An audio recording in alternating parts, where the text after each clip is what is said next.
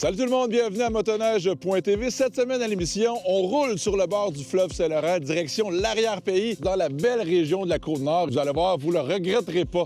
Bonne émission!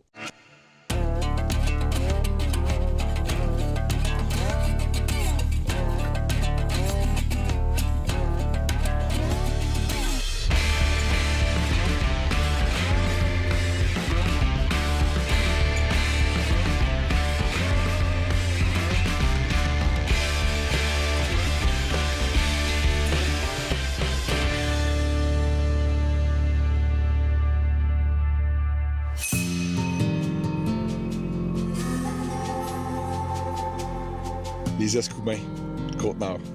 La plage fait place à la glace et le village est presque désert. J'ai tout de suite compris que les habitants de ce village côtier sont très actifs, mais dans les terres, dans l'arrière-pays. Je suis venu découvrir ce territoire-là en compagnie de Luc Lefebvre, un gars super sympathique qui m'a donné un nouveau regard sur une région que je connaissais, mais en été. La mer, les baleines, l'air salin. Mais là, je vous dis qu'ici, l'hiver, c'est un autre monde. Le vrai monde de la motoneige et du plein air.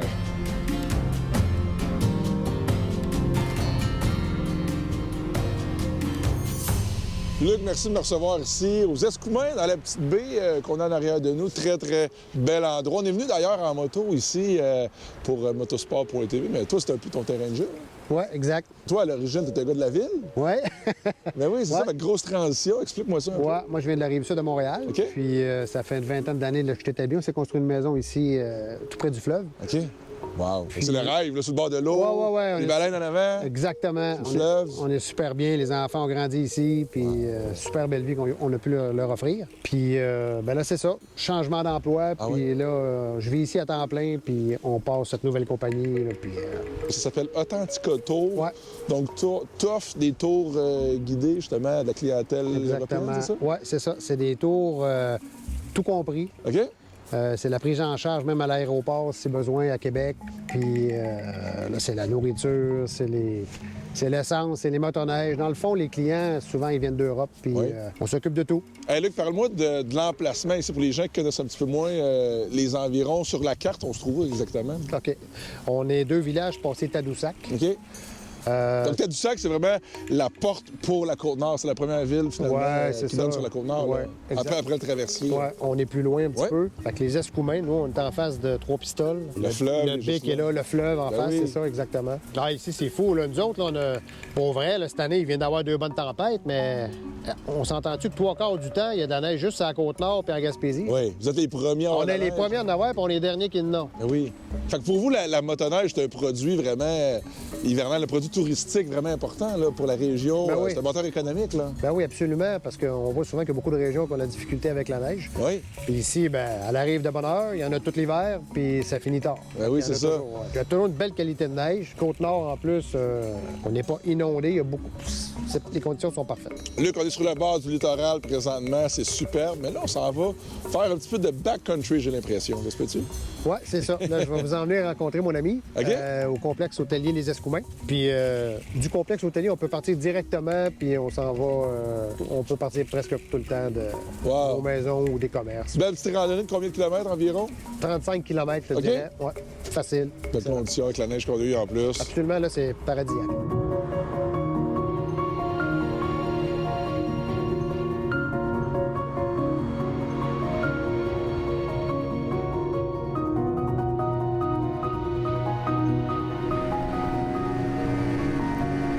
C'est tellement beau. On est parti de là. On était rencontré un de ses amis qui s'appelle Serge, qui est le propriétaire, en fait, de la pouvoirie Pelcha, qui est à une trentaine de kilomètres d'ici. Donc, on est partis tous ensemble en motoneige et on a sillonné les sentiers de la région. Ça a été tellement beau parce qu'il y avait neigé et on avait des super belles conditions de sentiers. Les sentiers sont beaux, sont larges.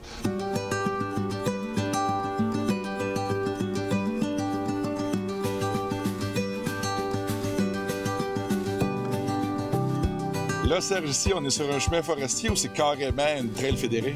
C'est fédéré. OK. Ouais. Puis après ça, tu as un bout de sentier local qui va jusqu'à Mont-Valin. Un autre bout qui s'en va vers la rivière Portneuf. Puis un autre bout qui s'en va vers Sacré-Cœur. Puis la rivière qui est ici à côté, c'est quoi? La rivière Escoumins. conditions sont vraiment spectaculaires. Puis moi, j'aime vraiment l'élévation. Les sentiers sont larges, c'est le fun. Il y a des portions qui sont plus rapides que d'autres qui sont plus sinueuses dans le bois. Il y a un peu de tous les styles, là. Puis c'est souvent entretenu, là. Le club ici font un job incroyable, là. Ouais, Tu cherches les bosses, là. Il vient de tomber 6 pieds de neige, là. Mais tu cherches les bosses quand même. Oh, il y a des skidoo qui arrivent là-bas.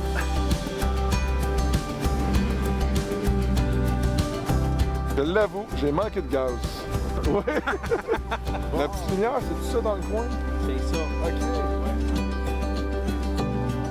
Serge, quel endroit quand même? C'est ton gros terrain de jeu ici, la pourvoirie que t'as. C'est la 4e génération déjà. C'est ta passion, c'est ta vie, cet endroit-là ici, là? Oui, c'est ça. Ça fait présentement 4 générations. Ma fille est avec moi depuis environ 6 mois. Fait que ça va commencer encore, ça va continuer, ça va se poursuivre, là, l'histoire, là. Fait que c'est familial, fait que ça va continuer. Fait que oui. Wow. Puis parle-nous, comparativement à la côte, là, les Escoumins se trouvent où présentement? Nous autres, par rapport au fleuve, on est à 36 km. OK. On se trouve à 1500 pieds d'altitude. OK.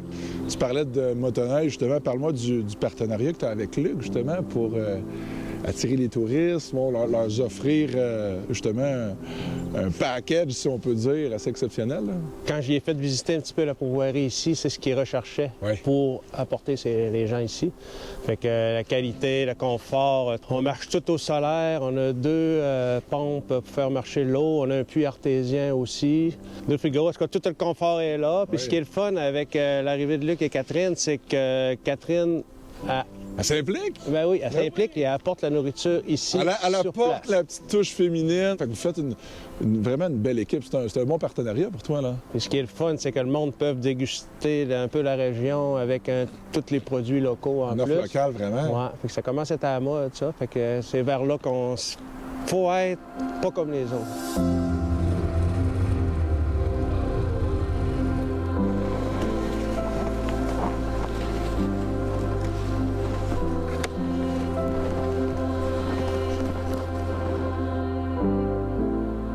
Ce soir, on a un ossobuco, oui, avec pain qui sort du four. On va avoir des petites entrées aussi là, de viande séchée que je fais également moi-même. Un petit peu de bannique aussi, un petit pain authentique qui est cuit sur la braise juste avant que je m'en vienne, qui est encore chaud.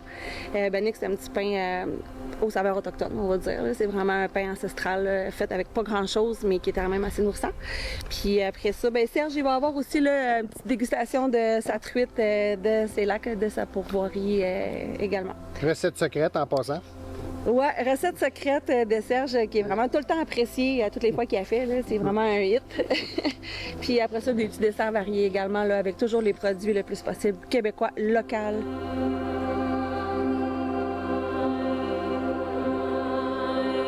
Ce qui est le fun, c'est qu'on s'est rendu compte, à côtoyer ces gens-là, que premièrement, c'est des passionnés. Là. C'est clair pour opérer des entreprises comme ça. Il y a tellement de travail à faire, c'est du 7 jours sur 7.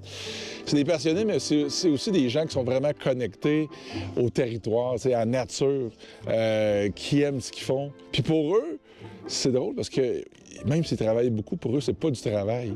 C'est juste de vivre, tu sais. Puis j'ai l'impression aussi que ils l'opèrent pas comme une entreprise pour faire du profit nécessairement. Ils l'opèrent parce qu'ils aiment ça. Ils aiment ce style de vie-là, tu sais. C'est intéressant à voir.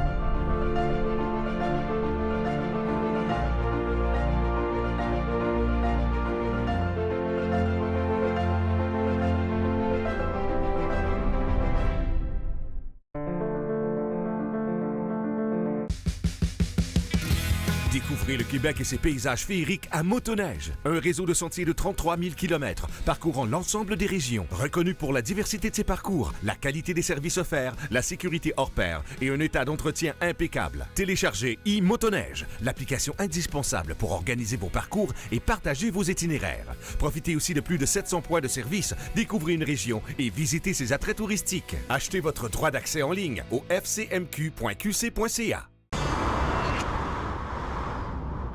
Pendant notre voyage sur la Côte-Nord, Valérie s'est rendue sur la rive sud de Québec pour rencontrer une championne de snowcross. Une discipline qui demande beaucoup de forme physique puis ben du courage. Je suis avec Charlie Buteau, qui a 9 ans, qui m'a invité dans sa cour arrière pour me faire essayer son circuit de snowcross. Charlie, ça fait combien de temps que tu fais du snowcross? J'ai commencé à 3 ans, puis j'ai fait ma première course à 3 ans et demi. Aïe, 3 ans et demi. Je suis un petit peu loin de ton âge, là, mais écoute, j'aimerais que tu me parles un peu de ta machine.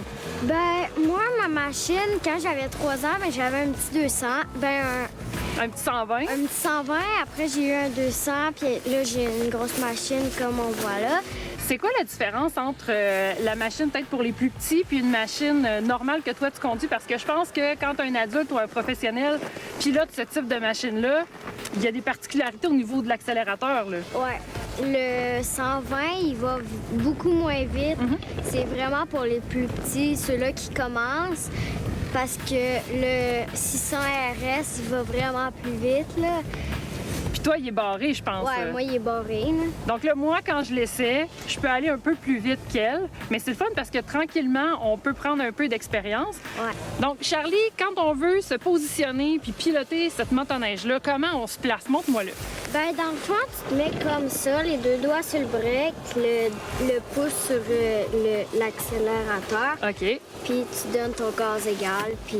OK. Là, c'est sûr que là, on voit, t'as pas tes marchepieds. Normalement, elle a des marchepieds parce qu'elle a des plus petites jambes que les miennes. Mais la position de conduite, c'est où à peu près sur le marchepied, les pieds? Je mets les pieds dans les étriers, toujours un peu plus en arrière, parce qu'il faut que tu te places plus en position de... d'attaque, mettons, là. C'est ça, pour plus avoir de force, là. Puis moi, là, ce qui m'intéresse, là, j'aimerais ça savoir pourquoi une jeune fille de 9 ans tripe sur le snowcross. Comment tu te sens quand t'en fais? Je me sens vraiment bien parce que j'aime ça être dehors, puis j'aime beaucoup d'en faire. Puis tes parents, comment ils réagissent avec ce sport-là? Est-ce qu'ils étaient un peu... est-ce qu'ils étaient contre au début? Un peu, mais c'était pas si pire, là, mais ils me faisaient confiance. Charlie, quand on aborde la piste, là, tu sais, quand on est sur la piste, comment on se positionne sur la motoneige pour prendre un virage? Mettons que moi, je tourne vers là-bas, je vais me pencher un peu vers ici. Si je tourne de l'autre bord, je me penche de l'autre bord. OK. Donc, on met tout le temps le poids vers l'intérieur, un peu ça, comme quand on fait du sentier, mais de façon un peu plus sportive, là, j'imagine. Là. Faut-tu donner des coups de gaz quand on prend un virage? Quand tu arrives dans le virage, tu le tiens égal parce que sinon, ça va être dur de tourner. Si tu donnes toujours des coups de gaz, ça va être vraiment dur de tourner. Là. Moi, je faisais ça au début, puis... Ça fonctionne pas bien? Non, c'est ça. Faut vraiment que tu tiennes ton gaz égal, puis...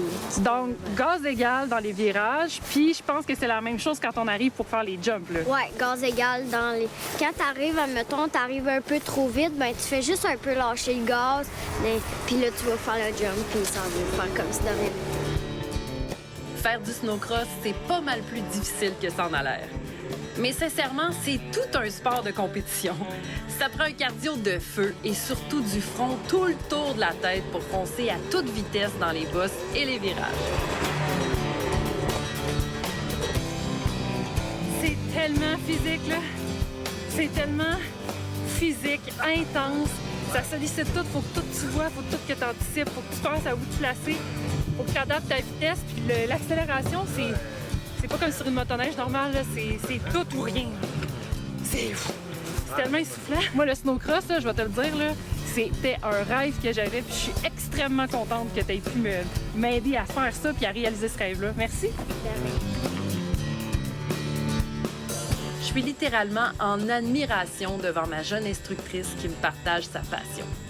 Une vraie bonne dose d'adrénaline et de bonheur au bout des doigts. Oh! Wow! Wow! Sincèrement, là, j'ai vu de quoi, là.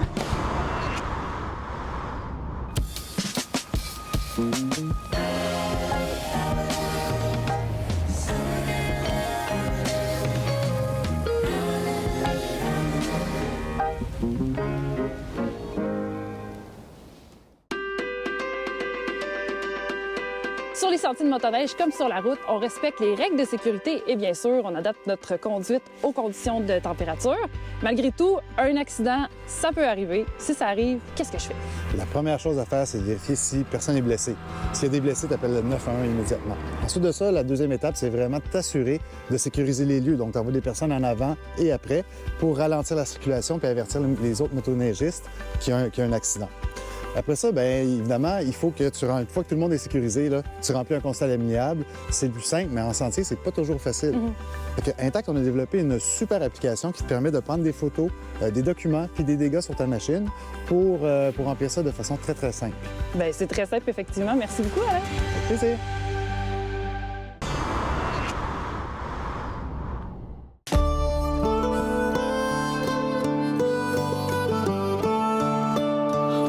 C'est le lever du soleil. On est au nord des Escoumins, à Pourvoirie-Pelchat. Une tempête de neige a laissé à peu près 5 pieds de neige pendant la nuit. Serge, Catherine et Luc viennent nous rejoindre pour préparer un petit déjeuner copieux pour commencer notre journée de motoneige. On vient faire un tour de chalet, on fait des petites tournées. Plus possible, on essaie de faire manger tout ce qui se passe sur le territoire ici. Donc on a de la truite. Tu sais, les clients arrivent ici en vacances. Tout beau. Salut vous allez, boys! Serge, t'as un petit mandat pour moi aujourd'hui, je pense, là? Oui, c'est ça. J'aurais une affiche à faire installer. Oui? Bien là, c'est pas le dévoilement des nouveaux chalets, mais un peu, on a été les premiers, finalement, à rester dans ce chalet-là. Vous direz, c'est le premier groupe en plein américain, dans le fond. Okay. Serge, puis on voit les gros panneaux solaires au-dessus de nous. Parle-nous de ça, parce que on n'a pas manqué d'électricité, ça s'est bien passé. Bien, dans le fond, tout l'équipement qui est à l'intérieur du chalet, on a 2 pompes. Une sur le 12 volts dans le puits, une sur le 12 volts à l'intérieur aussi. On a 2 frigos. Puis vous avez tout chargé vos équipements. Oui, toutes les batteries des caméras, ben oui. Pratiquement toute la nuit. Et on avait des doutes. Honnêtement, on est arrivé ici, on se disait, hey, on a beaucoup de batteries de caméras à charger pour l'équipe de tournage et tout ça. Okay. Puis là, on sait que c'est un enjeu, tu sais, dans le bois comme ça, l'énergie, l'électricité, mais... Dis un chiffre pour le pourcentage qu'on a utilisé pour les batteries. En énergie? Sur les batteries, je sais pas, on a utilisé au moins 40-50 %, j'imagine? 3 ça. Ouais. Donc, t'es bien équipé en batterie, puis... Ça, c'est quand même... c'est 500 watts chaque panneau. Non, c'est sûr que c'est le premier test qu'on fait. Là. Les frigos fonctionnent, tout est en fonction, les lumières, aucun bruit sonore. Mais moi, je serais curieux de voir les batteries qui sont connectées à ça quand même. Ça doit être assez gros. Bien, ce qu'on va faire tout à l'heure, j'en ai une à poser dans le chalet d'à côté. Okay. Pour la location l'an prochain, parce qu'on ouvre 2 autres de plus. Fait qu'on va en avoir 3 de capacité de 12 personnes à 16 personnes. Puis vous le faites vraiment en harmonie avec la nature. C'est ça que j'ai remarqué, avec le solaire, avec justement les ingrédients locaux, et de pouvoir exploiter justement cet espace-là avec des motoneiges, puis se déplacer là, finalement. Là. C'est ça, c'est un terrain de jeu assez vague, puis... Nous, vu qu'on est situé en montagne, ce qui est le fun, comme je l'ai dit, il dit si vous voulez avoir une montagne de plaisir, venez chez nous. C'est à peu près à 50 mètres, la piste, c'est la 330, okay. Elle monte vers les Monts-Valin. Oui. On a les gens qui arrivent de Sacré-Cœur, les gens qui arrivent de Longue-Rive, Port-Neuf. C'est un peu le cœur de la Côte-Nord. C'est vraiment l'immersion, là, à l'état pur, finalement. Bien, il faut garder ça et essayer de mettre un peu les téléphones de côté. Oui, c'est vrai. Hein? Bien, Serge, un gros merci de m'avoir reçu. Toi puis les 4 Fantastiques, c'est le nom de votre petite gang. C'est bien le fun, tout un accueil. On était vraiment bien reçus. Et on a inauguré en plus ton nouveau chalet. On était vraiment bien reçus. Donc, un gros merci. C'est un honneur. Yes, ça fait plaisir. Laissez partir, je vais fermer en arrière de vous. Je vais partir la dernière.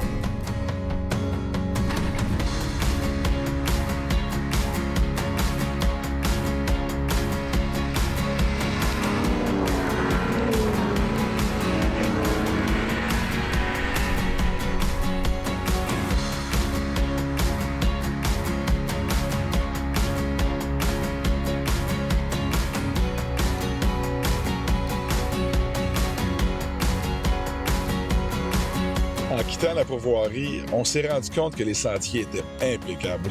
On glisse sur un tapis blanc sur des centaines de kilomètres. Il faut vraiment venir voir ça. La Côte-Nord, c'est des sentiers de qualité. Et il y a une raison pour ça. C'est le dévouement et la rigueur des bénévoles du Club des Bouleaux Blancs.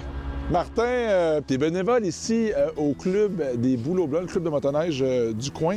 Et parle-nous de l'endroit parce que j'ai l'impression que c'est mieux connu, la Côte-Nord, pour la motoneige. Effectivement, la Côte-Nord, elle commence à être connue un petit peu depuis 3-4 ans. Oui. Par contre, nous, le relais des Bouleaux Blancs, il est situé à environ 15 km de la municipalité des Escoumins. Oui.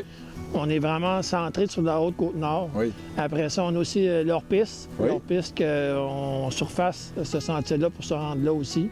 Fait qu'on a 2 avenues, soit par Sacré-Cœur, soit par l'Hors-Piste pour descendre ici, c'est la Haute-Côte-Nord. Vous faites vraiment un bon travail, il faut le dire. Là.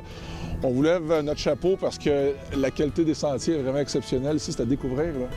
Oui, bien, c'est notre marque de commerce. Depuis 2-3 ans, les gens disent qu'on a des sentiers un des plus beaux au Québec. Là. On a des loupes avec les municipalités voisines. OK. Puis on parle de combien de kilomètres de sentiers ici, la région? On pourrait peut-être parler pour un 5 à 600 km facile, d'après moi, oui. Parce que c'est important, parce que c'est tellement un moteur économique aussi pour des régions comme ici, d'avoir ces touristes-là qui viennent ici, mais les Européens aussi qui passent ici. Là. Il y en a beaucoup. Ben oui, absolument. Donc vous devez avoir de l'aide comme ça, parce que ça retourne dans l'économie carrément ici. Là. Oui, ça s'en va à nos commerces. J'ai des groupes de motoneigistes là, qui viennent plusieurs fois par année. Puis ils se revoient, sont contents, ils se sont rencontrés l'année passée, ils se revoient cette année. Fait que ça fait une communauté là, qui est contente de se retrouver ici. Oui, c'est la place. Il y en a qui viennent ici qui vont passer jusqu'à une semaine, qui vont rester à l'hôtel. À chaque soir, ils reviennent, puis ils font des boucles, puis tout ça. Il y en a d'autres qui font vraiment des itinéraires. Fait que c'est des clients qu'on se partage, puis qui vont d'une place à l'autre. Le restaurant en avant, c'est une belle collaboration qu'on a. Restaurant Le Boulot, fait qu'on fait des forfaits ensemble, des tout inclus pour les motoneigistes qui veulent pas se casser la tête, donc ils payent ici, puis ils s'en vont déjeuner et souper de l'autre côté. Même avec le petit poste d'essence qui est à côté de nous aussi, c'est une collaboration qui est appréciée. Fait que les gens, quand ils viennent coucher ici, là, bien, ils ont vraiment tous les services qui ont besoin. Ça, c'est important quand on arrive en motoneige, là, puis qu'on se retrouve pas de véhicule pour aller sur la route. Là. Ça a été 2 belles journées sur la Côte-Nord. Vraiment, c'est méconnu, je te dirais. T'sais. Je vous dirais que ça en vaut le détour parce qu'il y a de la neige. Tout aussi simple que ça, il y a de la neige, puis il y a des beaux sentiers, il y a du bon monde.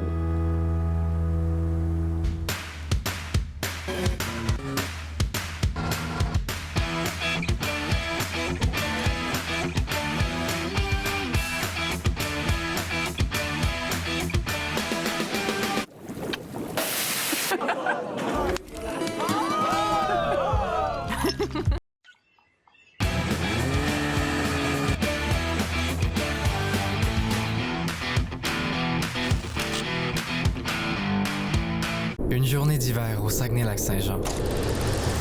C'est des souvenirs et de la neige plein la tête. C'est une grande aventure, là où le froid est roi. Skier, glisser, rouler, relaxer, explorer, visiter, pêcher. Prêt à vivre cette journée? Cet hiver, votre aventure commence au Saguenay-Lac-Saint-Jean.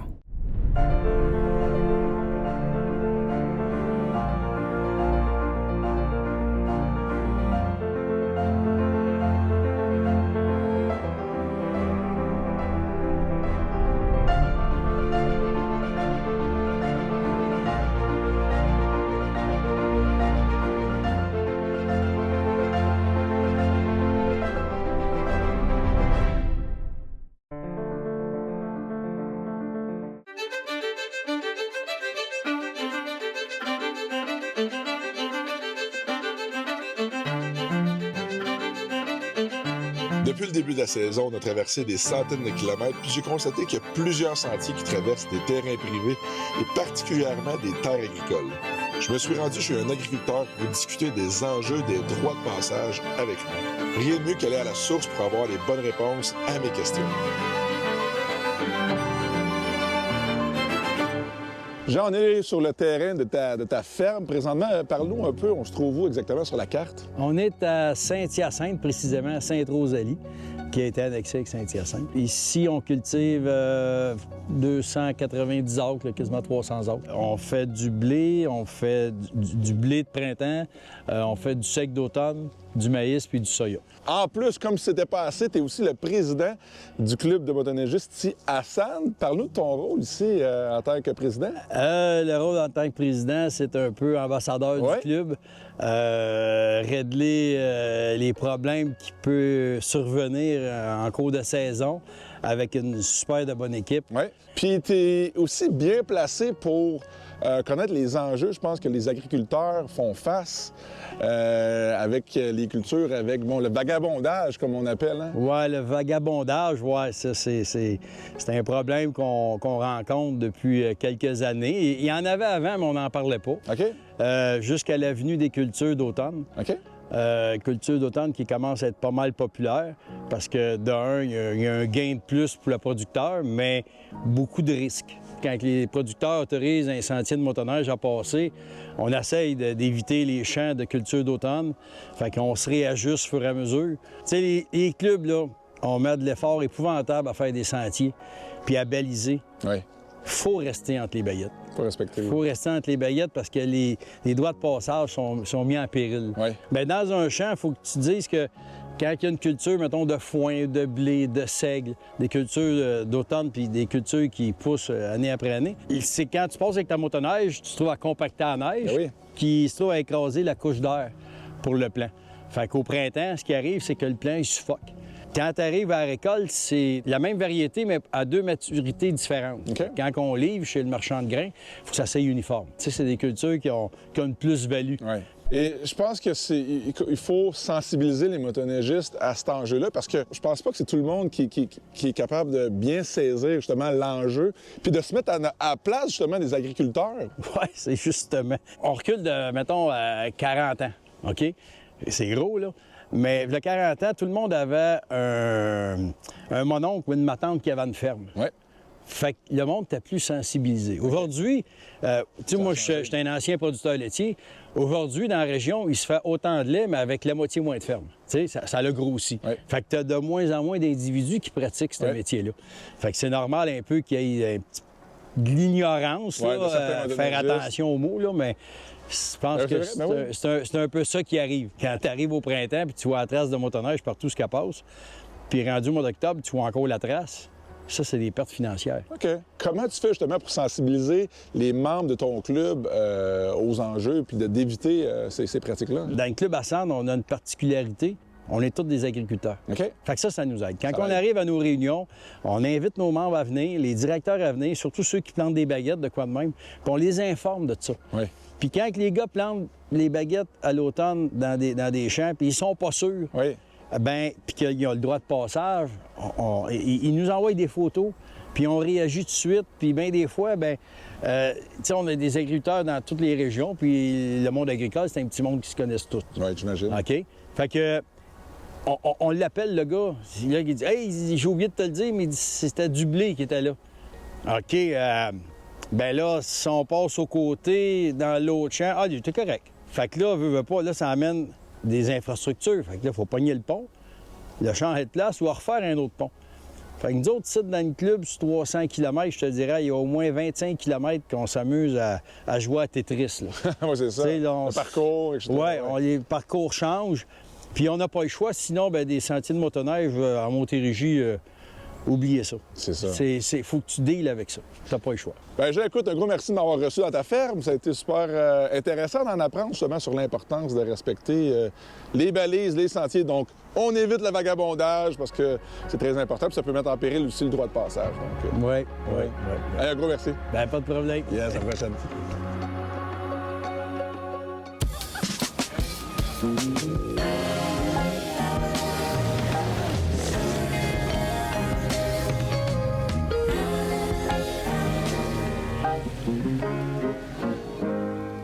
La semaine prochaine à l'émission, on continue notre aventure du côté de la Côte-Nord avec le guide de motoneige Luc Lefebvre et on donne aussi 2 motoneiges antiques à des clubs de motoneige. Vous allez voir, c'est assez exceptionnel.